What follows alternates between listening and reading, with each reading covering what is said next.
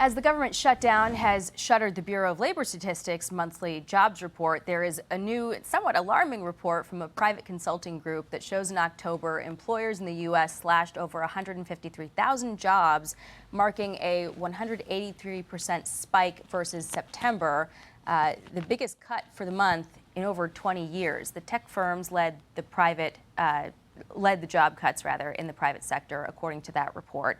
So for more to talk about it, let's bring in Secretary of Labor Lori Chavez-DeRemer. Madam Secretary, thank you for coming in. Really appreciate it. I'm glad to be here, Jackie, and congratulations again on the show. Thank you so much. Happy to have you on. Kevin Hassett, we'll start here, said this week that this shutdown is hurting the economy in ways that we might not be able to see yet. Here's what he said.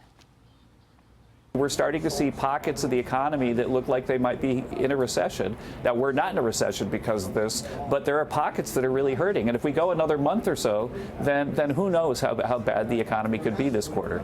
I don't know if I want to call it recession, but I will say travel and leisure is a place that's really being heavily hit right now.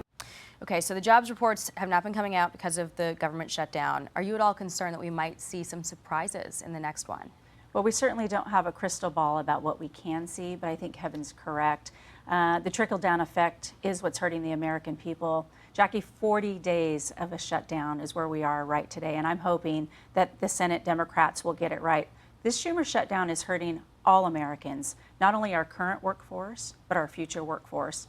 And, you know, BLS, Bureau of Labor Statistics, which falls under the Department of Labor, while independent, we're not even able to collect that data and or report on it because we don't have the workforce in place to do so. The markets count on it, the American economy counts on it, and the momentum that we had moving forward before Democrats chose to shut down and hurt the American people. I can tell you, as a former member of Congress, I voted 5 times for a clean CR under the Biden administration, under Biden levels of funding, the 2023 levels, because we never want to play games on the backs of the American people, and that's what's happening. Yeah. The layoffs announcements in October may be some cause for concern. We should note that these private company numbers from Challenger often can be volatile, but there were a couple of warning signs. They write, this is the highest total in October for over 20 years, the highest total for a single month in the fourth quarter since 2008. Like in 2003, a disruptive technology is changing the landscape.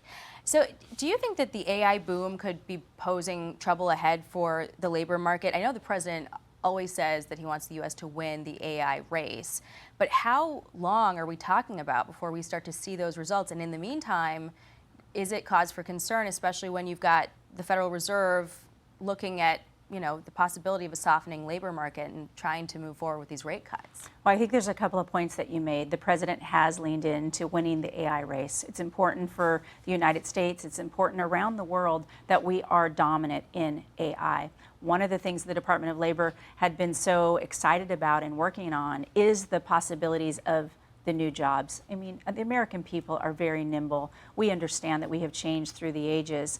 But you know, I sit on the AI task force. We had an AI action plan ready to go where we're not only deploying dollars to our respective states for educators to train in AI.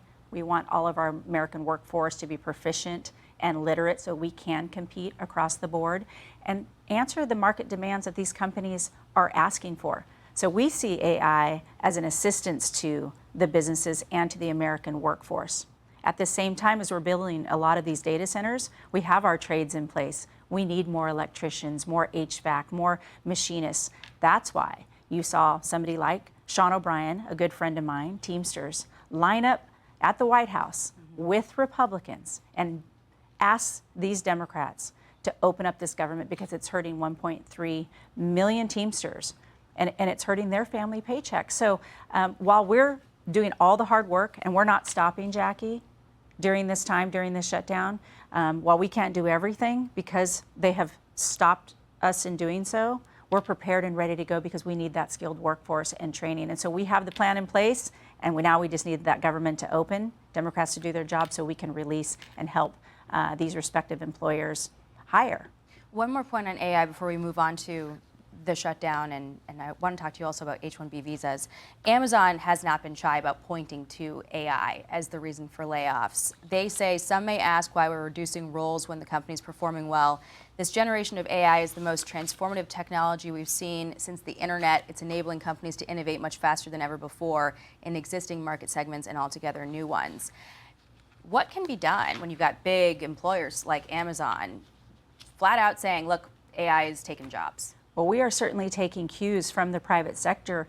You know, almost 2 million jobs under this president have been hired in the private sector. So we want that input. We want that feedback from these private companies so that we know what the workforce needs to look like to adapt. We can't be, this is a fear tactic by many who want to say that we're not going to have the jobs, and that's just simply not true. But we have to be nimble. We have to make sure that we are protecting the American worker first. So you kind of brought up the H-1B program, where there are companies across this nation who use this program, but they've either abused it to get into the program or they're abusing it within the program. So I have launched an enforcement initiative, Project Firewall, to protect the American worker first against foreign labor and the abuse that these companies possibly have done. We have over 175 investigations that we've opened, and for the first time in history, as a Secretary of Labor, I have signed those investigations personally, because we want to make sure that these companies are not abusing. We want to make sure that they're protecting the American worker first by, one, posting the jobs available to Americans, two, if they do need to use the H-1B visa program within the program, we have to make sure that they're paying those fair wages, not to depress the American wages. And if that employer leaves that company, they have to make sure that they're posting that with the government so that we know where those employers have gone and those employees. So it's been somewhat of a problem, but we want to protect the American worker first. And Project Firewall will do that. We will be actively investigating these companies if they're getting in the way of protecting foreign workers over American workers. That's big news, and I'm glad that we made sure to get to that early, because you also have Canada saying basically, with the changes in the U.S., they're going to use that opportunity to try to attract, talent that otherwise might have been applying for visas in the U.S. How do you make sure that the U.S. is still getting the talent that we need and want, and it's not going to other countries? Yeah, it's simple. Again, you always have to advertise to the American worker first. So that's why it's so important that we educate. We deploy the dollars. $86 million went out to many of our respective states before this Democratic shutdown, and now, and that's for education, and a lot of that went to AI. Mm-hmm. So if we have to prepare our workforce, we have to make sure that we have the hubs at DOL in order to, determine, and that's why BLS is also important. Mm-hmm. We're collecting that data. Once it's determined that there are no availability of American workers first, then they can apply and use the H-1B visa program. And then once in the program, they have to follow the law. And that's making sure that they are protecting that worker as well. Over $15 million of back wages have not been paid because a lot of these companies are abusing that program. So if it takes these investigations to prove that these companies are not following the law, there can be a debarment where they will not be able to use the H-1B visa program again. It needs an overhaul overall, but we're going to make sure that we're protecting the American worker. That's a really incredible figure. I also, while I have you, want to ask you about the Tuesday elections, because you're such an interesting person, because when you were in Congress, you had a very purple district.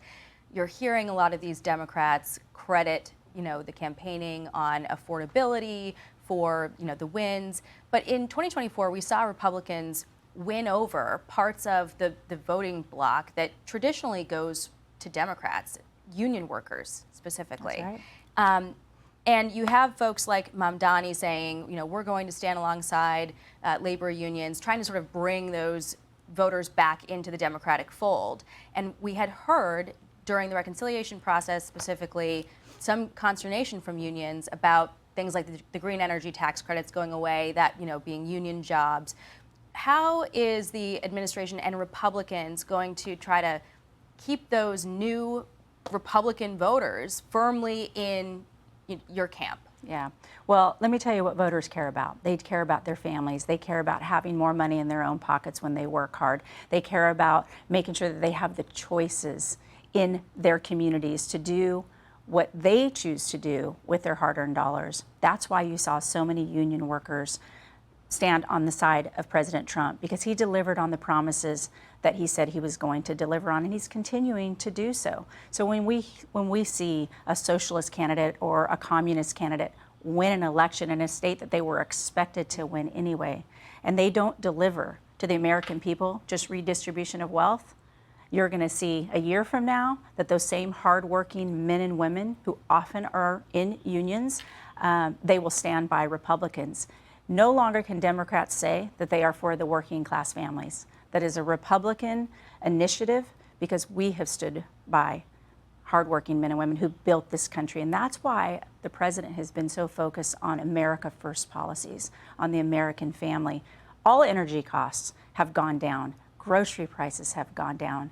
Gas prices are the lowest in 5 years. Consumer confidence was up.